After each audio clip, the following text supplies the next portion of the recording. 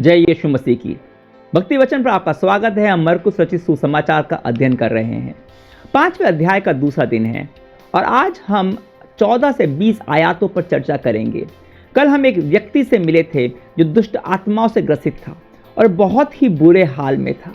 कब्रों में रहता, कोई उसे बांध नहीं पाता और वह चीखता चिल्लाता अपने आप को चोट पहुंचाता रहता था।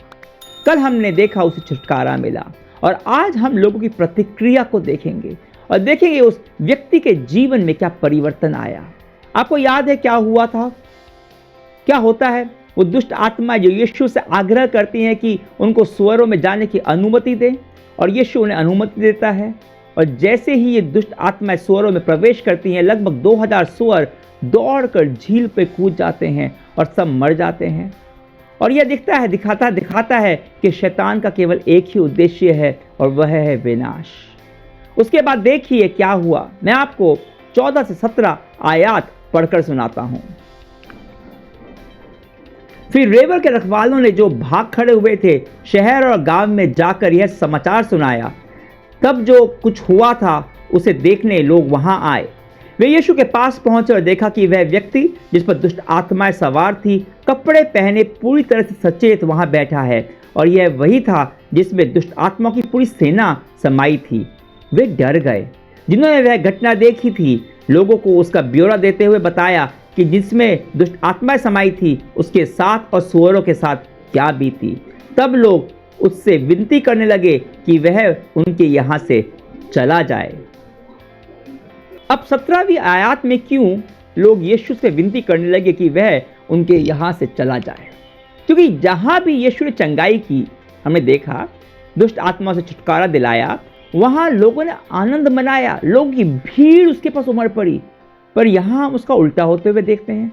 वे लोग यीशु से विनती करने लगे कि वह उनके यहाँ से चला जाए, क्योंकि वे लोग डर गए थे। वे लोग डर गए थे क्योंकि उनके सुअर डूबकर मर गए थे, उनका नुकसान हो गया था। उस दुष्ट आत्मा से ग्रसित व्यक्ति को छुटकारा तो मिला था, वो चंगा हो गया था, पर इसकी कीमत इन लोगों को चुकानी पड़ी। देखिए, इन लोगों का बहुत बढ़िया फलता फूलता धंधा होगा सुअरों के मांस का, और अचानक से उनका पूरा धंधा चौपट हो गया। इसलिए ये लोग डर गए थे। जानते हैं बहुत सारे लोग क्यों यीशु मसीह में जो परमेश्वर का प्रेम है उससे इनकार कर देते हैं? क्योंकि वे लोग बदलाव की कीमत चुकाना नहीं चाहते। सोचते हैं ऐसा करके मेरा कुछ नुकसान हो जाएगा।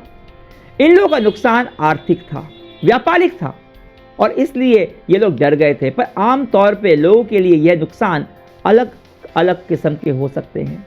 जैसे मेरे दोस्त नहीं रहेंगे, मेरे दोस्त क्या कहेंगे, वो मुझसे दूर चले जाएंगे। लोग मेरे पर हंसेंगे।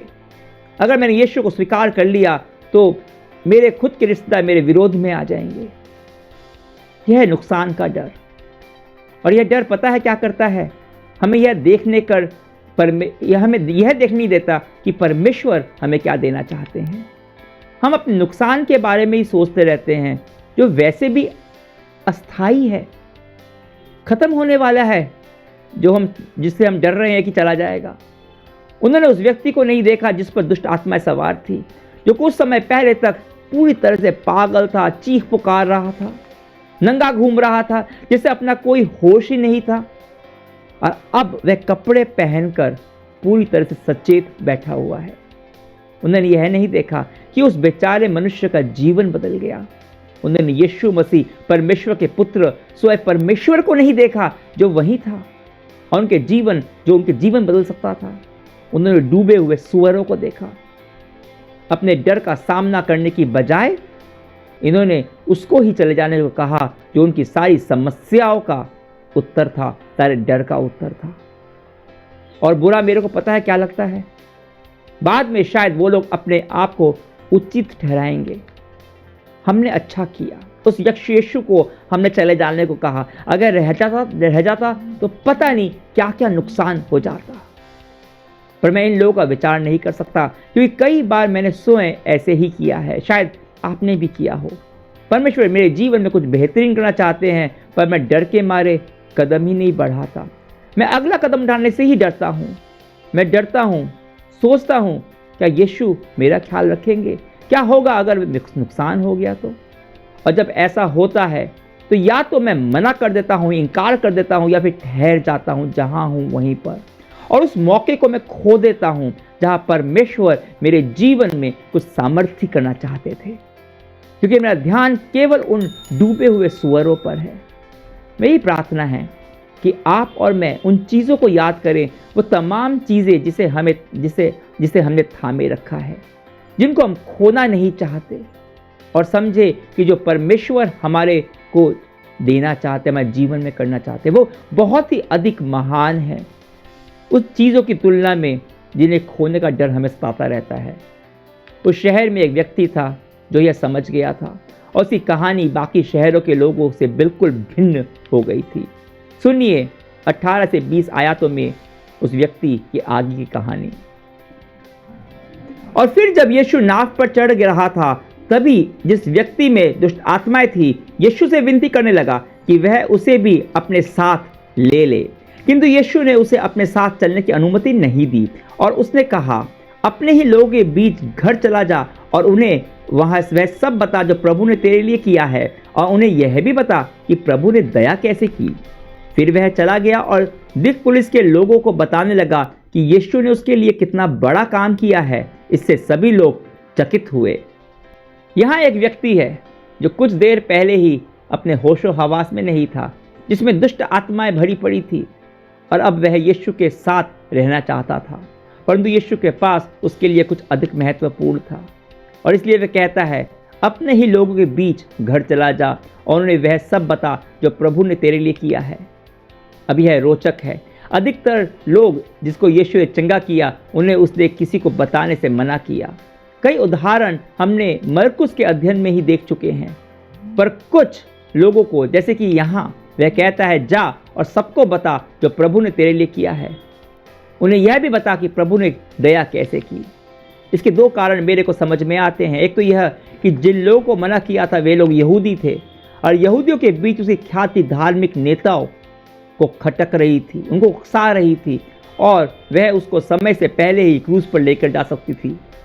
और वैसे भी यहूदियों के बीच वह खुद ही प्रचार कर रहा था, परंतु अन्य जातियों को भी यह बताना ज़रूरी था कि परमेश्वर की दया और अनुग्रह उनके लिए भी है। यहूदियों को लगता था कि यह केवल उनके लिए है, पर यीशु बताना चाहते थे कि परमेश्वर उनसे भी प्रेम करता है जो अभी तक उसे नहीं चाहते। और यह व्यक्ति इस घटना में यहूदी नहीं था, यह इलाका भी यहूदियों का नहीं था, क्योंकि किसी भी यहूदी शहर में कभी भी लोग सुअर नहीं पालते, क्योंकि सुअर उन लोगों की व्यवस्था के हिसाब से अशुद्ध प्राणी था जिसका मांस खाना वर्जित था।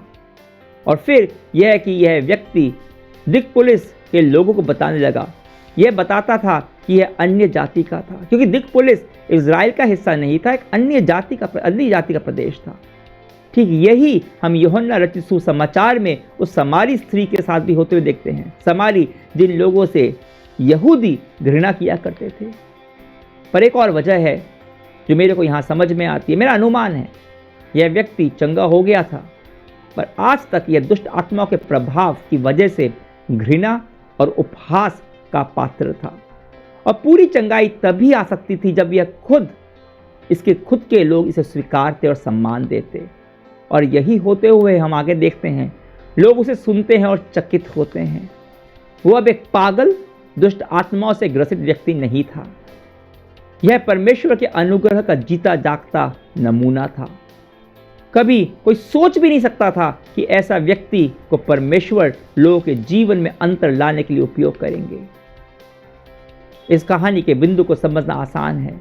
जो लोग मानसिक रूप से भले चंगे थे वो अपने डर के वश में रह गए, और वे व्यक्ति जो इतने लंबे समय तक डर, उलझन, एक मानसिक रोग से भुगत रहा था दुष्ट आत्माओं के कारण, वह निडर हो गया था। उसने यीशु मसीह को अपने जीवन में आमंत्रित किया और उसने यीशु मसीह का प्रचार किया। यही है जो यीशु मसीह आपके जीवन में करते हैं। उन लोगों ने यीशु को चले जाने को कहा और इस व्यक्ति ने यीशु को अपने जीवन में आमंत्रित किया। आइए 1 मिनट यीशु से हम बात करते हैं। यीशु, धन्यवाद करते हैं तेरा, धन्यवाद करते हैं कि तू हमें हमेशा आमंत्रित करता है अपने पीछे चलने के लिए। आमंत्रित करता है विश्वास की नई मंजिलों को हासिल करने के लिए। तो कितनी बार हम अपने डर के कारण, डर कि हम कुछ खो न दें, हमें खोने का डर लगा रहता है, उस तरफ ध्यान नहीं देते जो तू हमें देना चाहता है, जो अनंत है, महान है, उन चीज़ों से जिनको खोने का डर हमें सताता है और तेरे पीछे चलने नहीं देता। पर यीशु, तू धैर्यवान है, तू हमें नहीं छोड़ता, तू हमें बुलाता रहता है हमारी मदद कर देखने में जो तू हमें देना चाहता है, और उन छोटी छोटी चीज़ों को भी, उन महत्वहीन चीज़ों को भी जिनको खोने का डर हमें लगा रहता है, मदद कर।